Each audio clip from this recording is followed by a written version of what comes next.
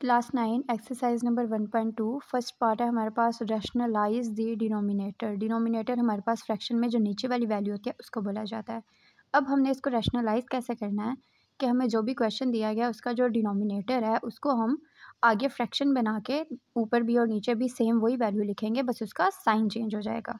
कैसे लिखेंगे उसको? हमारे पास क्वेश्चन क्या है 13/4 प्लस अंडर रूट या स्क्वायर रूट 3। सो इसमें मल्टीप्लाई हमारे पास क्या आएगा, फ्रैक्शन दूसरी साइड पे क्या बनाएंगे 4 माइनस अंडर रूट 3, दोनों साइड्स पे ऊपर भी और नीचे भी।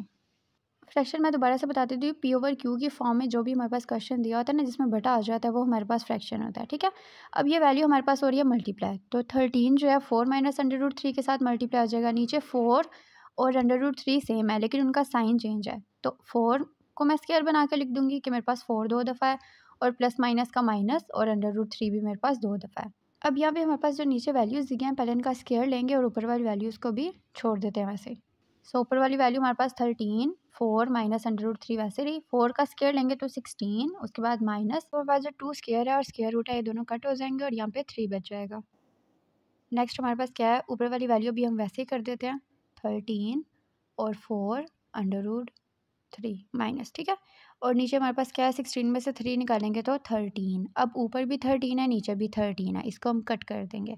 अब ये कटिंग आपने तब तक नहीं करनी जब तक वैल्यू आगे प्लस माइनस ना हो रही हो। यहाँ पे वैल्यू प्लस माइनस नहीं हो रही, हाली मल्टीप्लाई ही हो रही है, तो मैंने इसको कट कर दिया।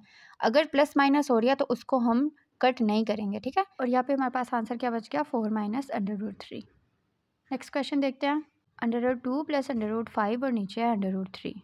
अब वैल्यूज़ हमारे पास वैसी आएंगी। अब नीचे हमारे पास कोई भी साइन नहीं आ रहा तो साइन हम कोई भी नहीं लगाएंगे, वैसे ही आगे फ्रैक्शन बना देंगे और हमारे पास फ्रैक्शन के ऊपर और नीचे दोनों तरफ क्या आ जाएगा अंडर रूट 3। अब वैल्यूज़ को मल्टीप्लाई करेंगे, under root 2 plus under root 5 हो जाएगी अंडर रूट 3 से, और नीचे हमारे पास अंडर रूट 3 चूँकि 2 दफ़ा आ रहा है तो इसको हम कैसे लिख देंगे अंडर रूट 3 और उसके ऊपर स्क्वायर। अब ये स्क्वायर और अंडर रूट क्या हो जाएगा, कट हो जाएगा हमारे पास, और नीचे मेरे पास क्या बच गया सिंपल 3। ऊपर क्या था अंडर रूट 2 और अंडर रूट 3 मल्टीप्लाई होकर क्या बन जाएगा, दोनों अंडर रूट में वैल्यूज़ है ना तो दोनों को हम मल्टीप्लाई कर सकते हैं। सो ये क्या बन जाएगा अंडर रूट 6 और प्लस की जगह प्लस, अंडर रूट 5 और अंडर रूट 3 को करेंगे तो ये बन जाएगा अंडर रूट 15, और इसके साथ नीचे हमारे पास था 3, तो ये हमारा आंसर है सिंपल। नेक्स्ट क्वेश्चन क्या आ रहा है हमारे पास अंडर रूट 2 माइनस 1 और अंडर रूट 5, तो सेम हमारे पास साइन कोई भी नहीं आ रहा तो अंडर रूट 5 आगे फ्रैक्शन में दोनों दफ़ा सेम रहेगा। अब वैल्यूज़ को मल्टीप्लाई कर लेते हैं, अंडर रूट 5 और अंडर रूट 2 मल्टीप्लाई जब होंगे तो अंडर रूट 10 माइनस, और ये 1 को अंडर रूट 5 से करेंगे तो अंडर रूट 5 ही आएगा। नीचे हमारे पास अंडर रूट 5 का स्क्वायर बन जाएगा क्योंकि ये 2 दफ़ा है, इसको हम लिख लेंगे अंडर रूट 5 और उसके ऊपर स्क्वायर, और स्क्वायर और अंडर रूट दोनों वैल्यूज़ कट हो जाएंगी। क्या बच गया हमारे पास under root 10 minus under root 5 और नीचे क्या है हमारे पास 5, ये हमारा आंसर है। नेक्स्ट क्वेश्चन देखते हैं, 6 माइनस 4 अंडर रूट 2 और 6 प्लस 4 अंडर रूट 2, तो जब इसको आगे फ्रैक्शन में बनाएंगे तो प्लस माइनस में चेंज हो जाएगा और वैल्यू मेरे पास सेम वैसे ही रहेगी। अब अगर हम देखें ऊपर हमारे पास जो दोनों वैल्यूज़ दी गई हैं वो दोनों पूरी की पूरी सेम है, उनमें साइन भी सेम है, तो इनको मैं पूरा लिख के और इसके ऊपर होल स्क्वायर डाल दूँगी इसका। और नीचे देखें तो नीचे हमारे पास जो है वो साइन चेंज आ रहा है, तो साइन चेंज आ रहा है तो वैल्यूज़ का अलग-अलग स्क्वायर लूँगी, यानी कि जो पहली वैल्यू है 6 उसका स्क्वायर अलग है और प्लस माइनस मल्टीप्लाई के माइनस, और सेकंड वैल्यू का स्क्वायर अलग से लूँगी। अब पहले जो हमारे पास ऊपर वाली वैल्यू आ रही है इसमें फॉर्मूला लगेगा, इसको भी हम वैसे ही लिख देते हैं, और नीचे जो हमारे पास स्क्वायर में अलग-अलग वैल्यूज़ हैं उनको हल कर लेते हैं। पहले हमारे पास नीचे क्या आ रहा है 6 का स्क्वायर, तो 6 का स्क्वायर लेंगे तो क्या आ जाएगा 6 6 36 माइनस, अब 4 का स्क्वायर लिया जाएगा लेकिन जो 2 का स्क्वायर है जो मतलब उसका अंडर रूट है वो उसको कट करेगा, अंडर रूट और 2 कट हो जाएगा और यहाँ पे 4 का स्क्वायर आ जाएगा क्योंकि दोनों वैल्यूज़ पे स्क्वायर था। अब फर्स्ट वैल्यू हम अगेन वैसे ही लगा देते हैं, और सेकंड वैल्यू हमारे पास क्या है 36। इसके साथ हमारे पास दो वैल्यूज़ आ रही थी 4 और 2, 4 का स्क्वायर लेंगे 16 और 2 को इसके साथ मल्टीप्लाई करेंगे तो 16 2 ज़ा 32। अब जो वैल्यू हमारे पास ऊपर आ रही है ना इसमें फॉर्मूला यूज़ करेंगे। सो इसमें फॉर्मूला कौन सा यूज़ होगा, a minus B whole square is equal to a square minus 2ab plus B square.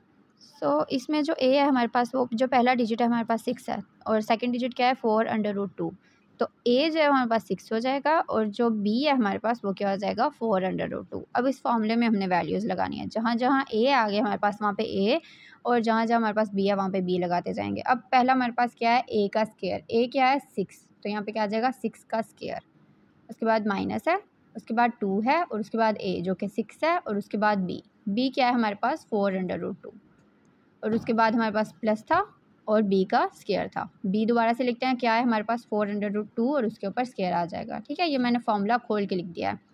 Formula जब भी हम लिखते हैं तो पहली वैल्यू हमें दी गई होती है और दूसरी जो इज इक्वल के बाद वाली वैल्यू होती है वो हमें लगानी होती है। नीचे माइनस करेंगे तो आंसर आ जाएगा 4। अब पहले हम 6 का स्क्वायर ले लेते हैं। 6 का स्क्वायर हमारे पास क्या आएगा 36 और 2 6 12 और 4√2 को अभी ऐसे ही रहने देते हैं। उसके बाद प्लस लगाएंगे और 4√2 का स्क्वायर जो हमने पीछे हल किया था तो हमारा आंसर आया था 32। उसके बाद हमारे पास नीचे क्या आ जाएगा 4। अब हमारे पास 36 और 32 जो है ये दोनों वैल्यूज़ इकट्ठे कर लेते हैं। दरमियान में जो 12 और 4 था उसको किया तो 48 और √2 वैसे ही रहा और नीचे हमारे पास क्या है 4। फर्स्ट वाली और थर्ड वाली वैल्यू इकट्ठी कर ली और जो सेकंड वाली थी उसको मैंने लास्ट पे लिख लिया। अब 36 और 32 को प्लस करें तो 68 और आगे क्या है 48/2 और नीचे क्या है 4। अब ये दोनों वैल्यूज़ हमारे पास 4 के टेबल में आती हैं। यहाँ पे हम 4 को कॉमन निकालेंगे। अब 4 के टेबल में 68 कहाँ आता है हमारे पास 4 के टेबल में 68 हमारे पास आता है 17 पे, तो 17 को हम 68 की जगह पे लिख देंगे और उसके बाद माइनस और 4 के टेबल में 48 कहाँ आता है 12 पे 12 और उसके बाद √2 वैसे रहेगा। अब अगेन 4 और 4 कट हो जाएगा तो हमारा आंसर क्या बन गया 17 - 12 √2, ये हमारा आंसर है। नेक्स्ट क्वेश्चन है हमारे पास 3 - √2 3 + √2। सो इसमें अगेन हमारे पास क्या है साइन चेंज होगा तो प्लस की जगह माइनस आ जाएगा और बाकी वैल्यू हमारे पास वैसे ही रहेगी। अब ऊपर वाली वैल्यू सेम है तो इन दोनों का मैं क्या बना दूंगी होल स्क्वायर एक ही दफ़ा लिख के, और नीचे मेरे पास वैल्यूज़ तो सेम है लेकिन साइन जो है वो चेंज है, तो यहाँ पे √3 का अलहदा से स्क्वायर और √2 का अलहदा से स्क्वायर। अब इन दोनों के ऊपर जो स्क्वायर रूट है और 2 है ये दोनों आपस में क्या कर देंगे एक दूसरे को कट कर देंगे और हमारे पास यहाँ पे अगेन फार्मूला यूज़ होगा जो कि पीछे हमने क्वेश्चन में भी यूज़ किया है a - b whole square is equal to a² - 2ab + b²। Same हमारे पास a जो है वो पहली वैल्यू √3 और b जो है वो दूसरी वैल्यू √2। वैल्यूज़ लगाएंगे, सबसे पहले a का स्क्वायर लिखना है तो वो हो गया √3 का स्क्वायर, उसके बाद माइनस a की जगह क्या आएगा √3 और b की जगह क्या आएगा √2 और उसके बाद अगेन हम क्या करेंगे प्लस b की जगह √2 और उसके ऊपर स्क्वायर और नीचे हमारे पास क्या आ रहा है 3 - 2 तो 3 - 2।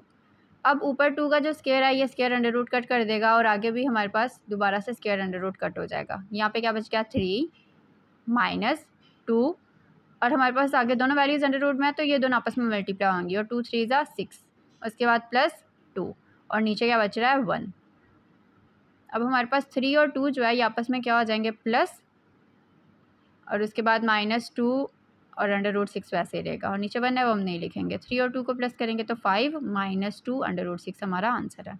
ये हमारे पास लास्ट क्वेश्चन है 4 √3, नीचे क्या है √7 + √5, तो ये किस में चेंज हो जाएगा √7 - √5 में।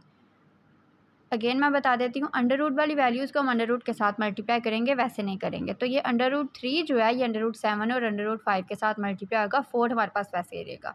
अब नीचे अगेन जो हम हर दफ़ा कर रहे हैं नीचे वाली दोनों वैल्यूज़ का अलग-अलग से स्क्वायर ले रहे हैं।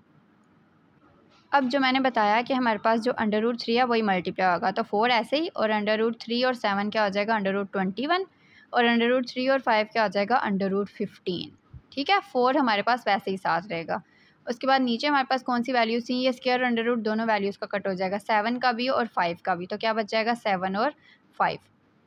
अब दोनों वैल्यूज़ में 4 तो मेरे पास कॉमन आ रहा है तो 4 को मैं बाहर निकाल लेती हूँ और अंदर मेरे पास क्या बच जाएगा √21 - √15 और नीचे मेरे पास क्या बच जाएगा 7 में से 5 निकालूंगी तो 2।